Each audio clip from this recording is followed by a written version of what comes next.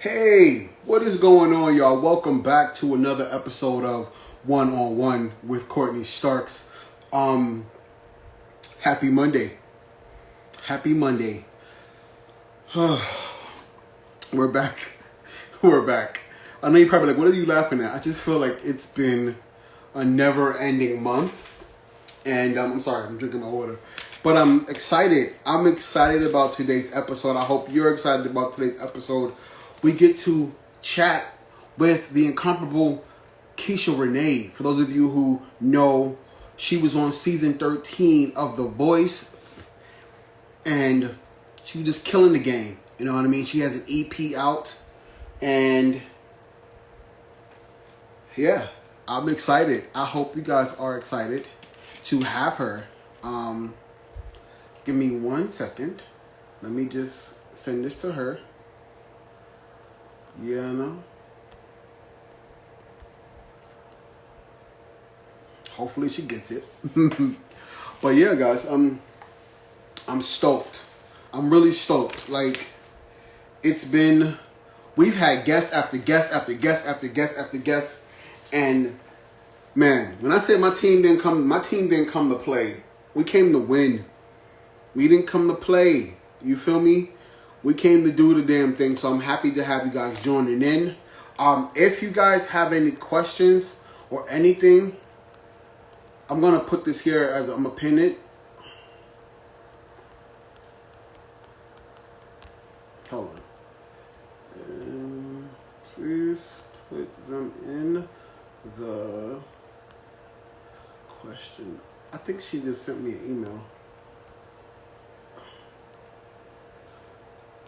I don't know, but I sent her the live. So let's see.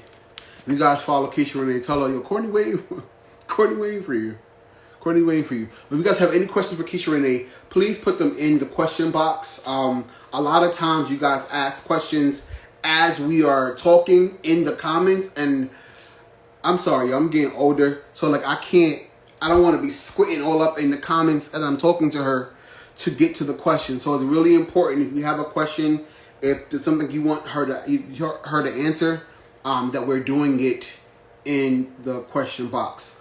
I think she literally just emailed me, y'all. I'm sorry, y'all. I'm sorry. It's a little ghetto right now.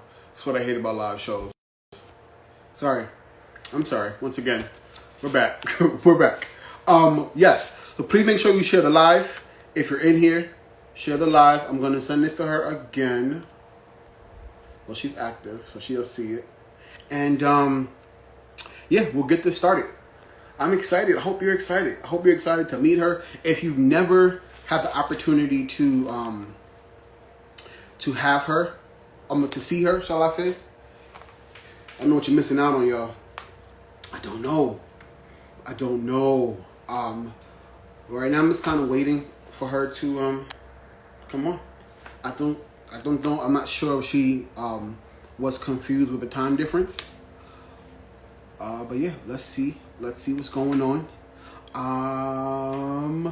What's going on with y'all though? For those of you guys who are coming in, going out, how are y'all doing? How's your Monday starting? I literally did a workout today and my body is in pain, but I plan on doing one tonight. But let's get Miss Keisha Renee in the building. Let's get her in here.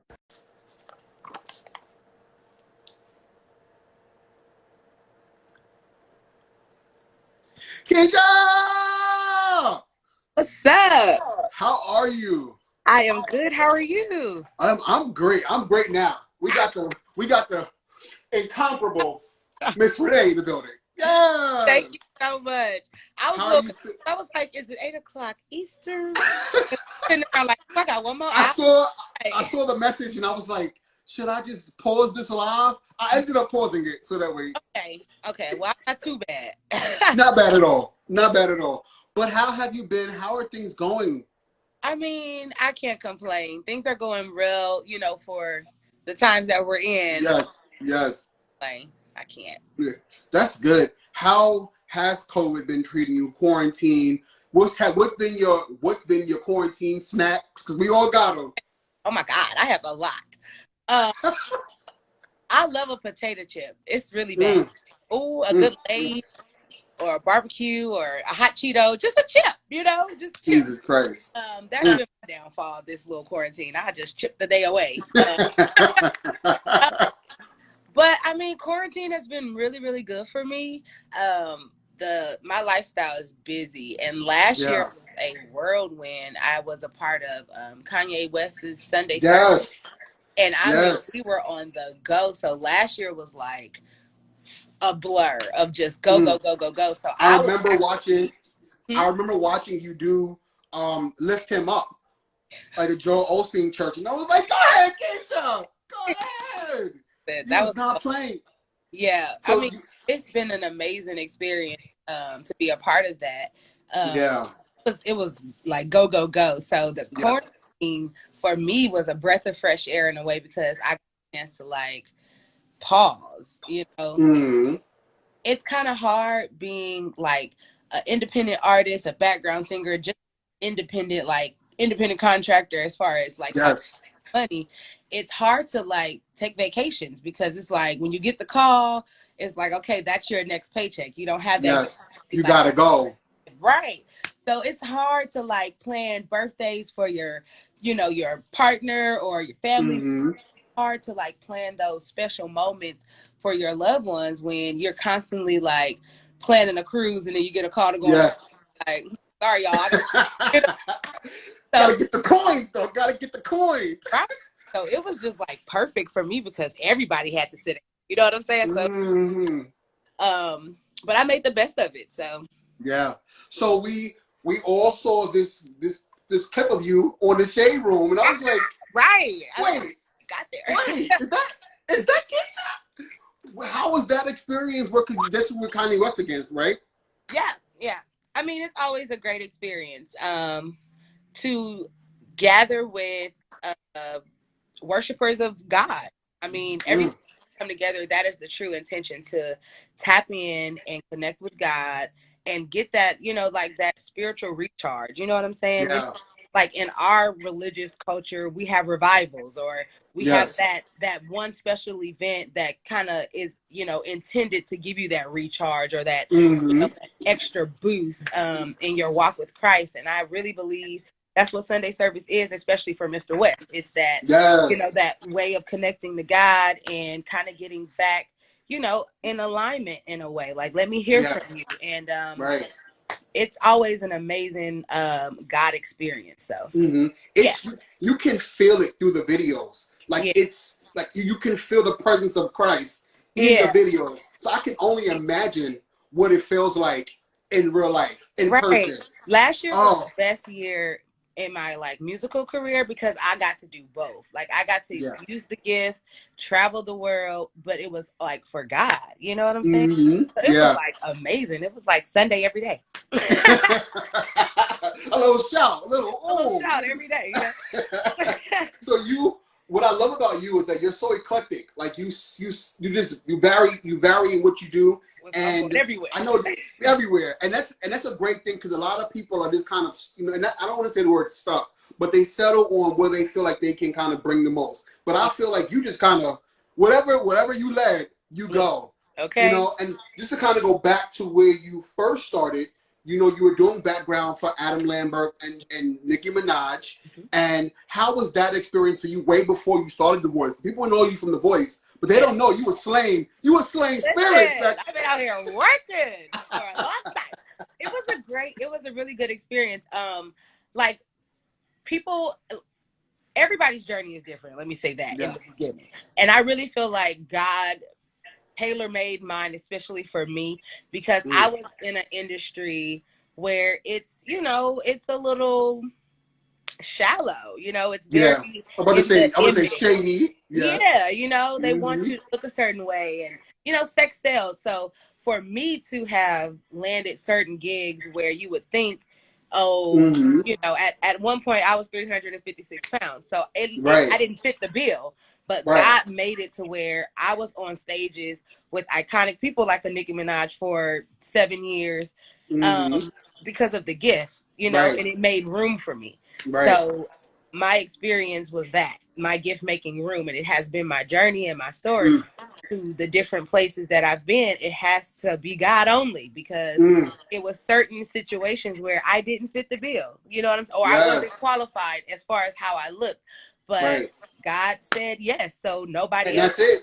Hey, nobody else can do anything about it. Yes, Lord, yes. So you started out in LA doing doing gospel. I'm guessing that's where you got your roots from, and then you decided that you wanted to move to Houston.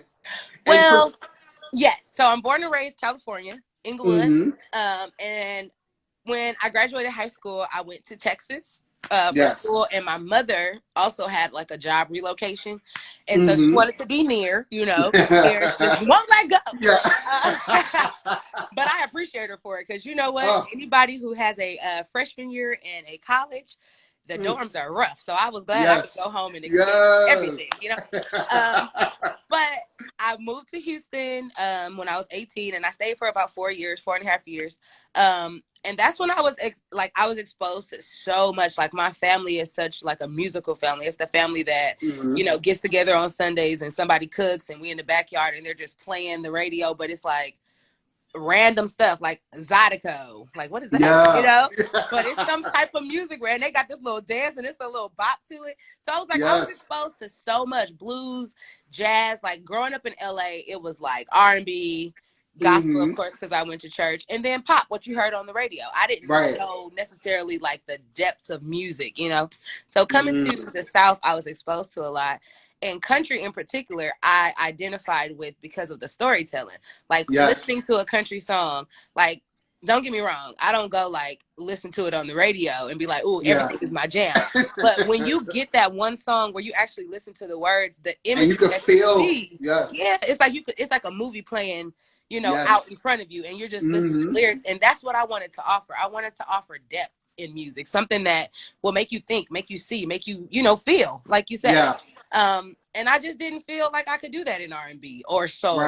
And I didn't want to be limited to just that little category that, people are boxed into. So and I said, you know what, I'm going to create my own lane. Because to me, honestly, a lot of times, for me, country connects to gospel in so many different ways. And, you talk about like this being a soul singer sometimes, and like being able to feel what you're singing. Because if you're talking about some hot garbage, a lot of times you get a little torque here and there, but after a while, it dies out.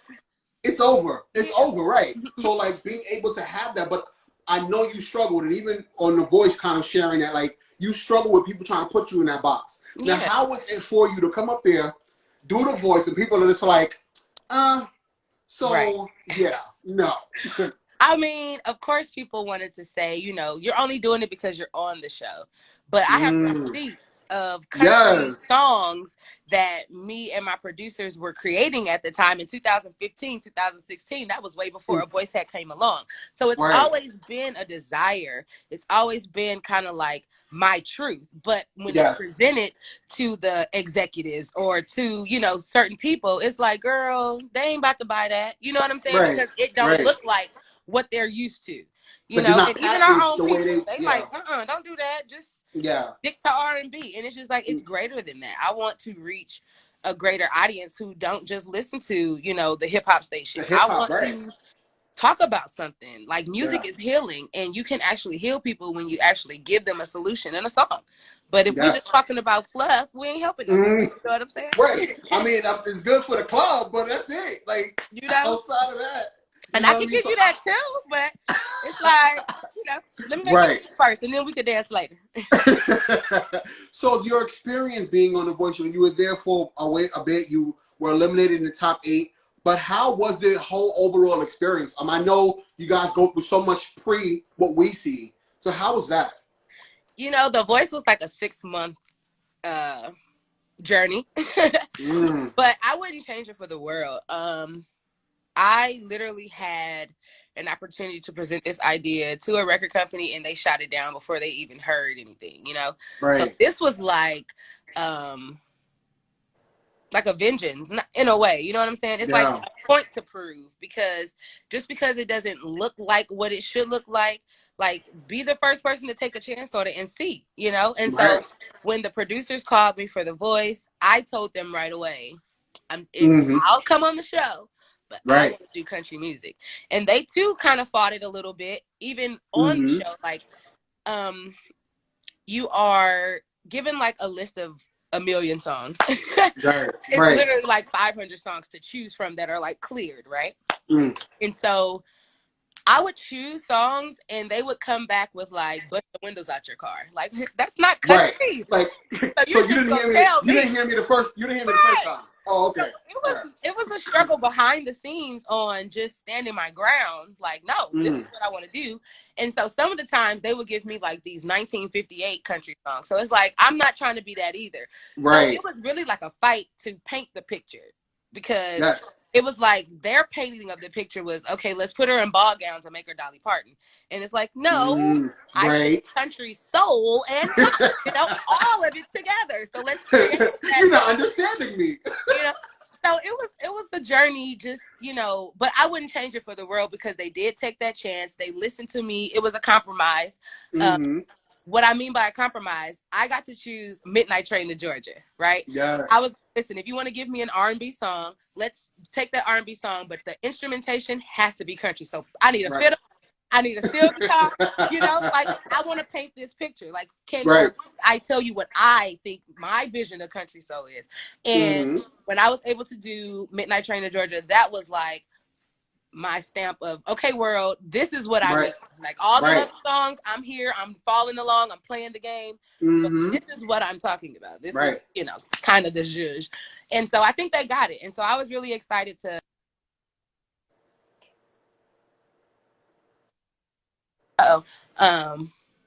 exactly what I meant. And so my EP was like a little introduction into it. But life is crazy. Yeah.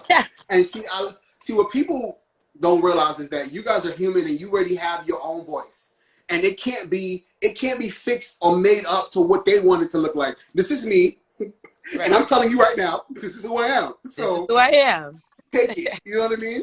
And then they put you on a pedestal, but then they want to wrap the pedestal around how they want it to look like. Absolutely. So even initially after the voice, what was life like?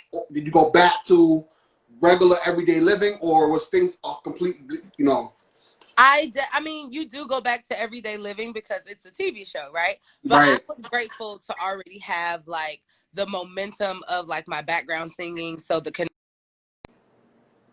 coming off the show, I had amazing management. Oh, what happened though? Wait, what? I'm sorry, y'all. These lives, they take you there. They do. I promise you. Let me get her back in if I can. I'm sorry. I hope you guys are enjoying so far. I'm sorry. It's alive. So sometimes it goes in, it goes out. Let me try to get her back in for us. Oh, she's here. We're back, y'all. We're back.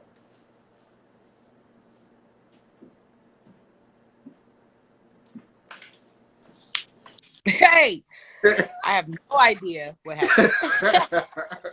Yeah. But that's technology for you. Yep. But yeah, I had amazing management. So I went to do awesome things. I sung the national anthem at a NASCAR race. I'm just like, ooh, that's nice. Yeah. I did some basketball national anthems. So it was really, really great, but it also was a struggle because here I didn't have the TV show to broadcast this African American saying, hey, I want to do country. So I moved to Nashville and it got real. Every room I went into, it was like, you got to prove yourself, because by the color of my skin, they were like, you in the wrong place, the R&B joint down the street, type Right. And so it's like, once I sang my song, it was like, oh, okay. Yeah. Right. It was that thing. So it was just like, and I feel like you have to prove yourself, like in anything. And everything. In my R&B world, I had to work my way to where I was. So I wasn't, afraid of the work. But it was definitely harder just because I was African American.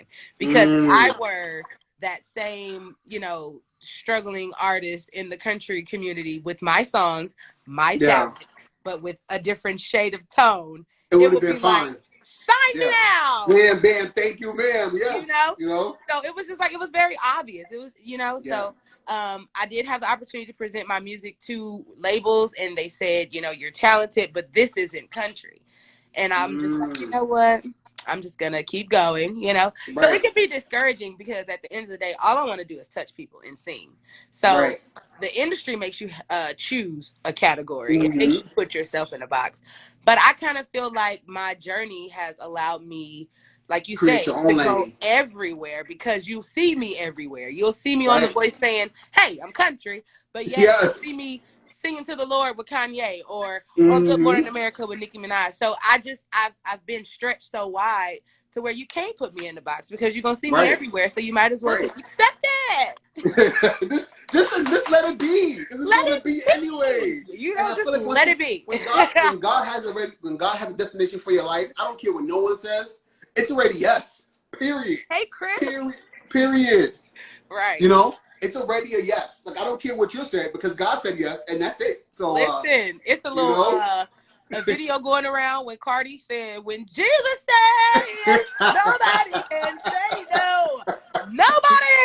Nobody. Okay. This is what time I've been listening to your album now since it first came out, and I have to tell you, Whiskey Eyes is definitely my favorite. Really? Like, I get in my whole feels on Whiskey Eyes. You gotta see me in here. Like, listen, that is so funny, because Whiskey Eyes, out of the four, it's like I love all four of them, but it's like not my go-to. I don't know. But a lot of people like that one. I say, hey, listen, I'm telling you, it's it does something in that thing. It is a story, and I had to, sometimes you get caught up in the melody, and you're like, no, listen to the words of the song. Yeah. And I'm listening to the words of the song, and I'm like, oh my God. Because we all been there. Like, why am I going in circles with this clock? Well, you spoke about a little bit earlier about your journey battling with weight. One of the things that I connect with you to, like, all my life, I've been big. My family's been big. So, my heaviest is something where you were talking about like 350, whatever. I've been there. And then because of that, my kidney shut down. I'm diabetic. So I went through the struggle. But you know what? God gave me an opportunity to turn my life around. Yeah. And the same thing with you. You gave me the opportunity to turn your life around. And I feel like we had a second chance. For you, it was giving birth to your baby girl, Amari. Yeah. So how was that process for you when you were like, you know what?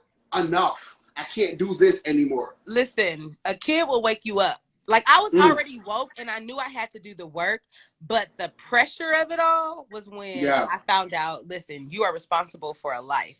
So you want to be the best version of you.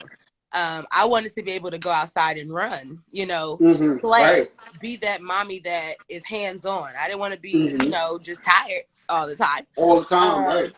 So I tried everything. I did the diets. I did the trainer. You know what I'm saying? But the lifestyle that I laid is crazy. I'm all over the place. So meal prepping was kind of like out of sight, out of mind. It was something that I could start.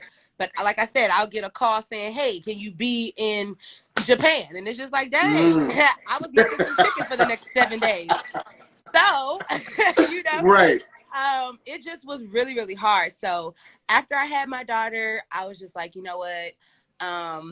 I had a year off of from being on tour after having her, and I decided to have weight loss surgery. It was like, I got the downtime. I was a school teacher at the time. I taught vocal voice at elementary and junior high. So I was on like a school schedule. So I did it on Christmas break, and then that rest of the year, I worked my butt off with a trainer, and I changed my life around. I too was diabetic, and like a month after surgery, when you do your, 30-day checkup, my A1C was A1.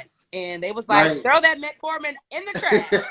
And, it was just like, I wish I would have did it sooner type deal. You know what I'm saying? I wish I would have took control of my life sooner. And it's something that I never regret. It's something that I will encourage anyone to do struggling, because it is a tool. It's not an Right. easy way out. It's still hard. You have to do the work. Right. You still got to show up. You still got to show up. And it saved my life. So I will say, hey, sleeve me any day. Okay, baby? Hey, sleeve me, please. Sleeve me down, please. So I can go on and be great. Like you said, there's nothing wrong with it. You know, at this point, you are accountable for your life. Period. So whatever you have to do to see another day, it is what it is. Do it. And like, so how has it been for you now? Because now Amari's what? How old? Amari's She's 5.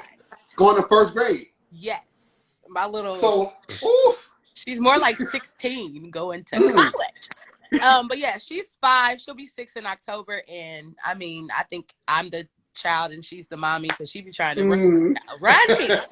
But it's good. I mean, she is older now, so her understanding of what mommy does is there. Like, she loves to sing. So, you know, it blows my mind to like hear my child in the living room, like acting like on stage. She sets up her little tables like they're her audience. And I go, who are you? Like, what artist are you? And she goes, I'm Keisha Renee.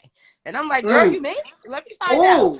Yes. You know? And so it's very rewarding to have my daughter look up to me like that because I sing about them. I want to be that person that little girl says, I want to be her on TV. Like, I have that in my living room. So it's a great responsibility to watch what I'm doing in front of her, to make sure that who she wants to be is a great person, you know? Yes. But it's great. It's rewarding to have a little me walking around. Sometimes I'd be like, you're a little too much. But then I'd be like, oh, maybe that's me. Oh, God, I need to tone it down. And, you know, it's so great to see you in this great space and you're so happy. And we've seen you found love. So congratulations on that. Yes, Lord. Yes. Yes, Lord. I watched I was looking at one of your comments. I think you're wishing him a happy birthday. And somebody had said to you, like, oh, where can I get that man? Or can I have that man? And you said, you can have Jesus. You can have. Because he's free, honey. Okay? No.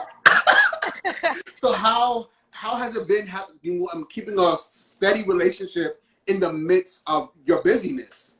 It's hard, but I have an amazing guy who was kind of like totally oblivious to this world, has embraced it, you know, trying, you know what I'm saying? Because someone that's used to having, and he lives in another state as well. I actually met him while I was on a tour. Like, our story's crazy, but I never thought that I would, you know, meet someone on a tour on an off day and it actually like turn into something. Work. Yeah. So it's been a long distance relationship for the last 3 years, but it's been great because it's like, I'm not at home no way. So if I was at home, you wouldn't see me anyhow.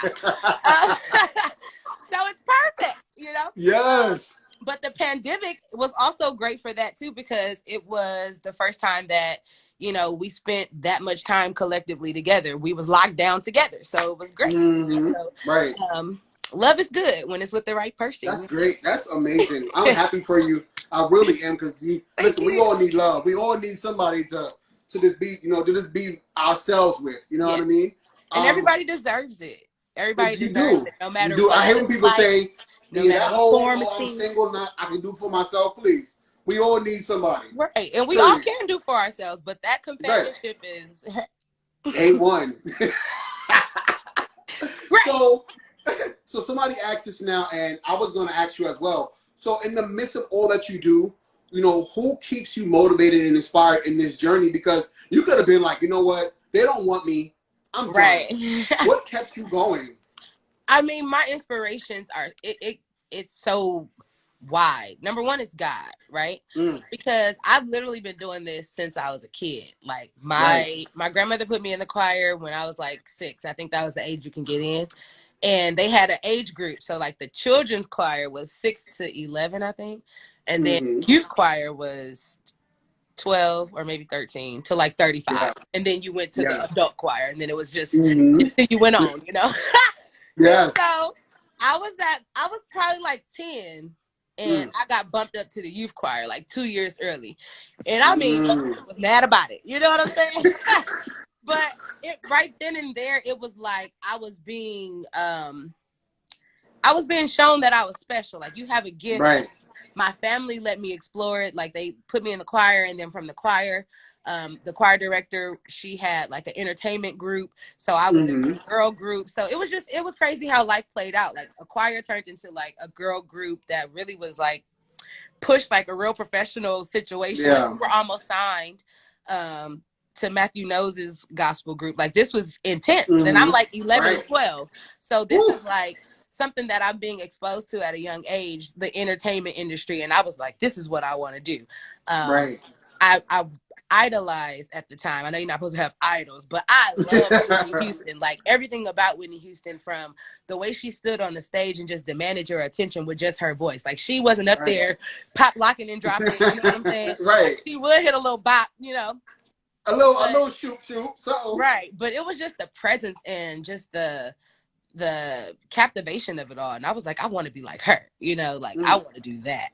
And my family saw the gift young, and they let me do whatever I wanted as far as honing into it and keeping me motivated to do it. So throughout my life, I didn't have like a childhood. I don't remember going outside. I was on somebody's stage singing, making my little $20, splitting it between 5 girls. But just getting the love and the taste for it. And so by the time I was, 20, 21, I'm starting to tour, and I'm just like, wow, what's happening? You know, like, I can do music for a living, and I'm being exposed to the world. So to give up now would just be a slap in his face, because he's done so much to show me that this is what you're supposed to be doing. So stay on the path. So God is my inspiration to know that those promises and those dreams that I have will be fulfilled. So don't give up, you know? Yes. So that's number one. And my little girl is my inspiration, because it's like, if I fail, then she go hungry. So we can't do that. Right. We can't fail that way, you know. And we gotta keep this refrigerator stocked. We gotta. Keep she likes to eat. Okay. She be hungry all the time, especially during COVID. I'm like, did you eat too much at school? They were just breaking you off like that? No, they wasn't. Oh my God. So, like, what do you think is next for you? What do you aspire to do after this? You know what? I aspire to just create amazing music. Like, I was beating down this country door, and feel like God said, just music. Like, I'm going to be Whitney Houston. That's right. Sing. That's what I want to do, you know? So I am going to focus on, continuing to work with amazing artists as that support. You're going to see me, hopefully not on the Shade Room all the time, but you might see me anywhere with any artist, but know that I'm working on my own stuff to, express my own message. Because when you work with someone, you are attached to what they believe. And that's the thing. True. You know what I'm saying? If you tap what I'm saying. I don't believe in nobody I work with. You know what I'm saying? Not like that. But it's just like, you guys have to separate the artists from their workers. We are workers. Right. I am a support background singer. I don't know them people personally. I ain't at their house eating with them. So why would you think I have any control over anything? Of what they do, right? And just know that this is my 9 to 5. You don't know what this is doing of your company, but if he was doing crazy stuff, you wouldn't care, because you'd be like, listen, I got to keep my life going. You know what I'm saying? That's right. So, and it's like, don't get it twisted. That ain't who I believe. That ain't what I serve. You know? Right. So you just gotta stay connected, because people are trying you. And that's the word. Stay connected. At the end of the day, it needs to be you and him. Yes, you and him. Well, I love that you said something earlier, and I love that you claimed it, because you are this. You're one of those singers who could just stand on the stage and command that stage, and it is what it is. And there's so very few, like Whitney and Celine and Keisha. Whitney and Celine and Keisha. Wow. But I definitely wanted to play a game with you. So for those of you who are tuning in, I love the Terrell Show. I love everything Terrell. But I don't think that he was fair with the words he gave you. I don't think it was fair. I don't think he gave you an opportunity to really do your thing. You was. So we're gonna play it again. Okay. Are you ready? Okay. Okay. These words are easy now, so let's do this. All right. The first word. First word. Midnight. Okay. Oh, he's leaving on that midnight train to Georgia. Said he's going back to find a simpler place in time. And oh, I'm gonna be with him on that midnight train to George. Oh, I'd rather live in his world than live without him in mine. See, I was. Yes! Let me tell you, because Terrell kept saying I was cutting stuff off. So I was just like, I don't know how long I'm supposed to go, but I'm gonna keep going. No, I was like, come on now. Come on, Terrell. Come on. Next word is nice. Nice. Ooh. Come on now. I need you to sing the exact song that is in my head. Ooh, nice. I don't really know. Okay. Well, I'm not ready to make nice. Oh, okay. You better help me out. I was thinking of a Christmas song. Okay. I'm not ready to back down. Oh, wait. I'm not ready to make nice. I'm not ready to back down. Listen, I can remember the song. She said, I'm still mad. Yeah. It's been a minute. Yeah. But I'm not ready to make nice. I'm not ready to back down. Dang, what? Next one. Look it up. Next one is whiskey. Okay. We go round for round until I've lost count. 1, 2, I want you. 3, 4, no more. Pull me right back in. Time and time again. I'm falling for your lies. Right into those whiskey eyes. Yes! Oh, Jesus. Yeah. Oh, you got 2 more. Uh-oh. Next one is hurt. Okay. What hurts the most is being so close and having so much to say. Then watching you walk away and never knowing what could have been. And yeah. Okay. Yeah. Oh, I wanted to shout just now. Jesus. The last one, and my specialty, dance. Okay. I hope you never lose your sense of wonder.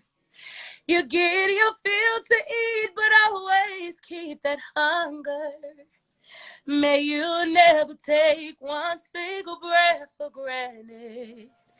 And hope you never leave you empty-handed. Of course, I hope you dance. I hope you dance. Ooh, my leg. Listen, let me tell you how these lyrics have left me. That's all. Okay. Ooh, the way the goosebumps went up my leg just now. Jesus, thank you, Will. Oh my God! I just want to get to this one question. 2. What did you learn from working with Nicki versus working with Blake? And that's from Emilio Wright's plays. What did I learn from Nicki versus Blake? Yeah, she said, yeah. What did you learn from working with Nicki versus working with Blake? That's a good question.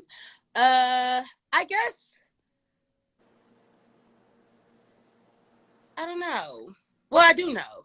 What I would say, what I learned from Nicki, especially with her being a female in the industry, I learned to really like ask for what I want, mean it. You know what I'm saying? Mm-hmm. And not to be so like passive with it, like yes. Give it to me, but like no, this. And that's what I respect because it's really true. Like a man could be a certain way in this industry, and you will get all the praise for it. You will be like called the boss. All bosses, but when a woman is very like stern and very what she wants, it's like, oh, she's the B word or she's hard. Right. So, or she's angry. Yeah, so I respect that.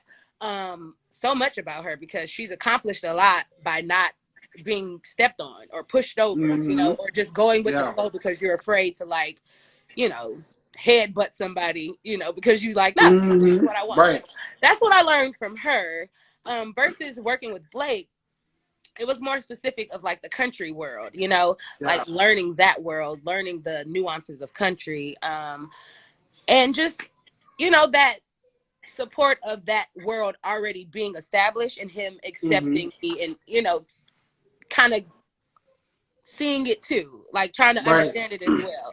Right. You know, And it seeing is your a lane. TV show as well, you know, so I don't know if he was fully convinced either, you know. Right. But, Let's be honest. I don't know if he was fully convinced as well, but I definitely took from him, like, you know, how they format songs or how their perception or how they very, you know, kind of just like they just tell the story versus paint the picture, you know. Right.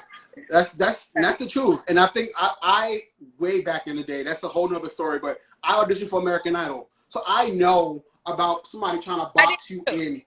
Oh, you did? Yeah. Top 40. Like, I made it to that round right before you go to the TV to hit top. Yes. Yeah. Go Me home. too. I was like, okay, well, you know, whatever. Yeah, see, I didn't try it all. Okay, been there and done that for sure. Okay, just trying to make $1 out of 15 cents and reach that goal. You will try it. And and that's what I would say. American Idol, it's great. What they do, they definitely make successful artists. Versus The Voice, I feel like The Voice is a TV show, but speak real artistry. So you don't have just random people saying, "Oh, I want to sing," and you have the people that show chicken suits and stuff like that. If you are probably a working musician in your hometown, really striving, and you take this leap of faith that it'll, you know, put your platform higher, you know, but you're in that lane working. So most of the people you see on The Voice, they're already artists that are really you know, and they need that platform to just elevate it, you know. Anyone goes on the show thinking that I'm gonna get signed and become Kelly Clarkson. No, that's their title. Yes. So what can you say to, I mean, we have a lot of people in here who've been saying they love you. I love what can you say to somebody right now who's in a predicament where people are telling them what to do, what lane to go in? What can you motivate them, you know, what can you encourage them by saying to them right now? I would say, out of my own experience, I tried to fulfill all those boxes that people said I should be in, and it worked. It was no fulfillment there. It was just like you going through the motions. So I felt the most fulfilled when I did what was closest to my heart, that storytelling, that I'm half naked, just a song. I'm gonna wear this ball gown. Listen, and I stood my ground, and it was the most fulfilling. And I was broadcasted to millions doing what my heart told me to do. And it made room for me again. You know what I'm saying? I would say just go after what the heart speaks, because people will tell you what they want you to do or think you should do. But at the end of the day, it's your life, and you're the one who has to go to sleep at night with being, you know, happy with your decisions. And so I wanted to, for once and for all, say I did something that I want to do, and it failed, but at least I tried something that was unique, me, and I didn't fail. And that's what it's worth the most. When you say, listen, I did this is my lane, and I'm going to stay here no matter what you say. You know what I mean? And sometimes that doesn't mean the biggest amount of money, but as long as you can pay the bills and keep the lights on, and your people have said, you've made pure goals. You know? Well, listen, I love you. Guys, ladies and gentlemen. This was so listen, oh my God. When you responded back, I was like, you know what? It's been made. It's been made. You know what I mean? And I'm just a dude with a dream, with a brand and a show, just trying to celebrate and give people their flowers while they're here now. You know what I mean? So I appreciate you guys. Go get the road less traveled. I'm telling you right now, if you need to get in your feelings about some stuff, the road less traveled will have you in all your feels. Please be sure to go out anywhere Keisha Renee is that you want to be. So make sure we support her and give her flowers and appreciate her right now in this moment. She is one of the greatest of all time. Go ahead, Keisha. I'm putting together this virtual show. I can't take it anymore. So August 27th, be on the lookout. I'm gonna post it on all of my social media. But I'm teaming up with a new platform called Let's Grow. You'll start be as big as Instagram and all that other stuff. But it's a streaming platform for artists to, put shows on there, do Q&A, whatever, that what we used to do on the outside. Right. Concert experience you now can get in this new digital era that we're living. So August 27th, I think it's going to be around 5 o'clock because I'm trying to tap into everybody. I have fans all over the world, literally. So everyone post, like I got a show in LA, people be in Germany and Australia like, dang, I wish I could see you live. Now is the time. So listen, y'all, August 27th, please make sure you follow Keisha Renee. It has been, once again, it has been a pleasure. I don't even know what else to say. You've made my entire night, my entire week. Thank you for starting off the week, guys. We have so many shows in store. Wednesday, we are live with the Shy's Dre. Miriam K. Hyman, also known as Robin Hood. She'll be joining us. And then we have Fat Man Scoop coming on the show. So please make sure you tune into everything Courtney's Corner. I love you guys for watching. And we'll have Keisha back. I promise you, we'll have her back. I love you guys. Thank you for watching. And you have a good night. Thank you for having me.